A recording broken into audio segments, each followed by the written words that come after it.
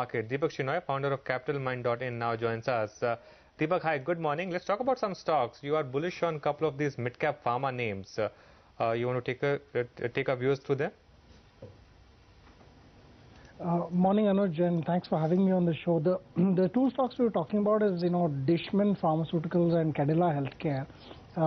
Again, we like the pharma space, so these are particularly interesting spots in the pharma space.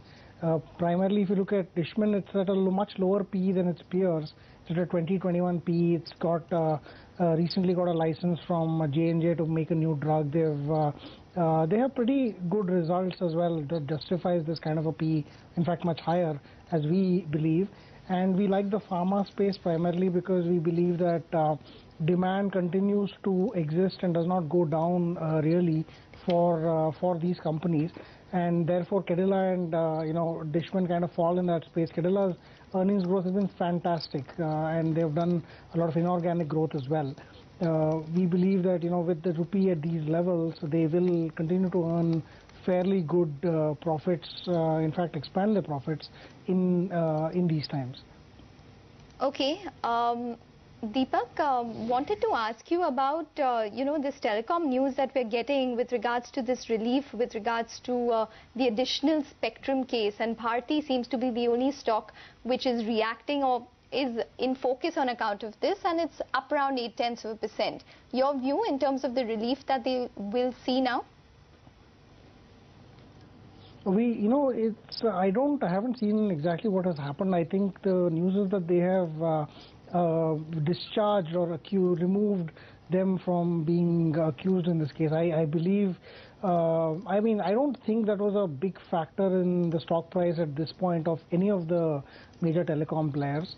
It would have been a negative perhaps if the judge had decided the other way, but I don't see this as a major positive at right point. I can't really pinpoint financial impact at this point to them not getting accused. Okay.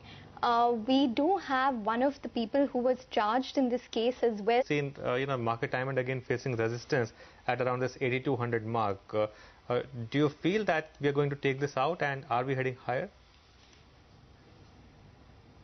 Anuj, I think this is a key resistance right now because I think we've seen a little bit of tired participation in the markets. We've got a little bit of hangover perhaps from the fact that this was the levels at which the Nifty broke down on that Black Monday 2 months ago. So we're going to see some level of consolidation here. I believe results will drive stocks, and the Nifty stock results I don't expect to be very good. So I think there's going to be more pressure on the downside compared to the upside. However, 8220 on the futures, perhaps 8220 on Nifty as well, remains a key resistance. I believe if we were to break that, then the next point of movement will be around 8,400. If it goes back down, obviously have a nice new number at 8,000. That's just a technical kind of view speaking. Fundamentally, I believe results are not going to be great, and therefore every piece of results that come in is probably going to drive some of these stocks down and probably pull a little bit of the index with them. We saw this with Hindustan Unilever yesterday. A little bit of disappointment with TCS also, and I haven't seen anything that's really shining out right now. Okay. One of your picks is PVR. You're expecting a good quarter this time, Deepak, because of a lot of movies that came out. Tell us, what are you expecting? As the immediate quarter, Ekta is, I think, on the back of some extremely good results, the consolidation that they will have with their acquisitions, their potential expansion or their expansions that are going on into tier 3 towns as well. This quarter looks good in terms of numbers. They've had a bad March quarter, so that reflects in the trailing 12-month numbers, but otherwise we see this EPS kind of sustaining on the way forward.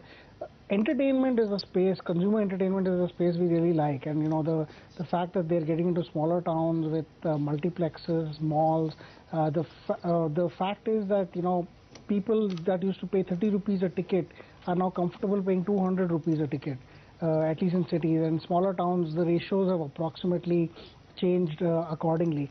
this, we believe, PVR is one of the best place to capture that opportunity. Given their inorganic growth as well, I believe they stand to be winners in this space. Okay, and why do you like Concor? So, here's the interesting piece about Concor, Anuj. I think the railways, the movement in infrastructure is largely happening in railways and roads. Railways infrastructure is being upgraded fairly rapidly, and we're seeing a lot of interesting updates.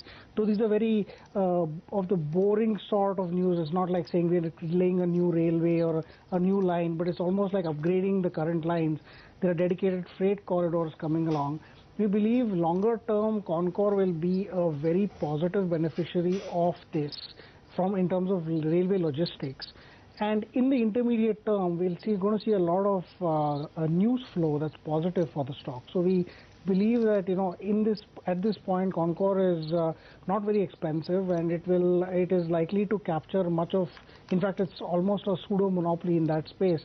So there it stands to gain a lot from railway logistics improving. So it's a good story to hold. Okay, you have a target price on that one? No, we actually don't have targets. One of the reasons is because we can't foresee how much these will do. We just look at industries and try to keep a trailing stop loss rather than a target. All right, from logistics, you have something you're interested in, the polyester space. That's Jindal Poly. That stock has already given returns of around 75–80% year to date. What makes you bullish? The crude price sector. I think the interesting point about the polyfilm stocks is we're seeing this as momentum come into prices on a lot of number of stocks, many smaller caps as well. But Jindal Poly is one of the largest players. They have a worldwide footprint. They have the ability to. So if you're looking at packaging as another beneficiary of the increase in logistics spaces, they will benefit substantially from it, and this is one of the larger players. Their profits have gone up substantially in the last 2 quarters, and that's because of the drop in crude price. Much of that will get moderated as competition comes in, but they are a large player in the BOPET and BOPP packaging, thin film packaging space.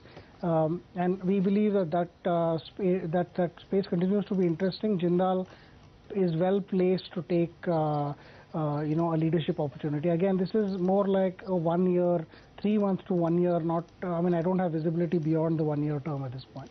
Okay, fair enough, Deepak. We leave it on that note. Any disclosures? We own all the stocks here. I own all the stocks here mentioned here, Ekta, and you should assume that I am biased in that respect. All right, thanks very much for joining in. Those are some fundamental picks coming out. Time for a break now, but we'll discuss the money market moves. We have